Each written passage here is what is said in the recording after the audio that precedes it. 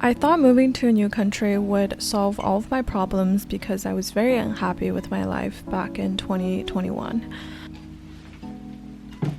I moved here to pursue my master's degree in business, which honestly wasn't a life changing experience. I don't regret my decision, but here are some things I wish I knew sooner. Growing up, I've always been a city girl. I love hanging out with my friends till midnight while still feeling safe. So moving to Canada was a big change for me. The lifestyle here is completely different. I've started to become more outdoorsy and I really appreciate the nature here. A few days ago, there was a snowstorm. I've never seen this much snow in my entire life. But it's not just the weather. Getting around without a car is really difficult. Even in cities like Toronto, I've had so many experiences where the TTC or streetcar broke down. Before coming here, I didn't really understand what winter depression meant. I don't like skiing. I don't really have friends or family here. I'm the type of person who is good at doing things alone. But there's still times when I just feel incredibly bored. So if you value a busy and social life, you might want to move to a bigger city. But of course, that also comes with high living expenses. I looked at a few studios and one bedroom. It's very hard to find one that's both affordable and meets all of my criteria. So let's talk about living expenses.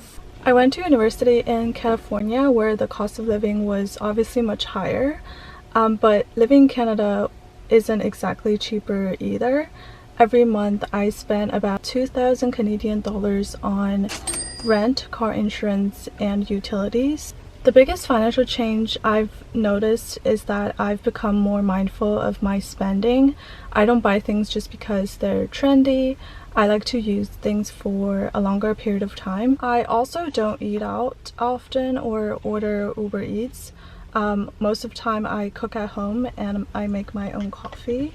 However, I do invest in myself. I read and I go to the gym.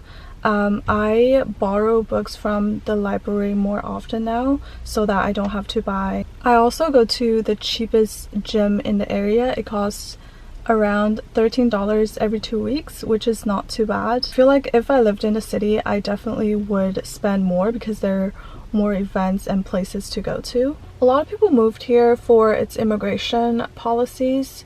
It is also one of the reasons why I moved here.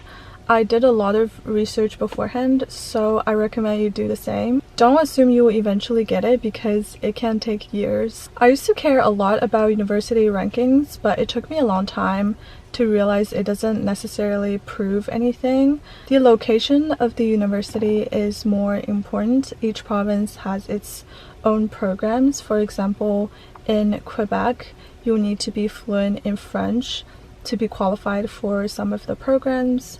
I'm not a professional, so I can't give you expert advice, but if you're a student, there are a lot of resources on campus.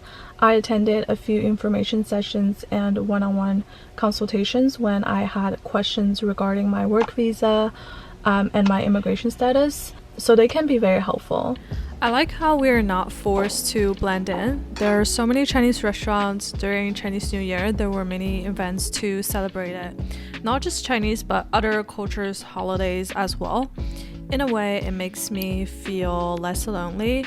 When I was younger, I tried really hard to perfect my English and be more westernized. I had identity crisis because I didn't know where I belong. I stopped giving myself pressure and I'm fine with who I am now. I definitely felt a lot safer living in Shanghai. The subway there runs till 11 or 12 p.m. But if I land in Toronto airport late at night, my only options are taking an Uber or renting a car, which is not that convenient. I also don't leave anything in my car. One of my friends, when she was moving out of her apartment, she left her computer in her car for a few minutes in the underground parking lot. It got stolen immediately. Of course, it doesn't happen all the time, but living in a new country has made me more cautious. Whenever I go outside now, I also have this anxiety of finding a safe parking spot, which just makes me very stressful.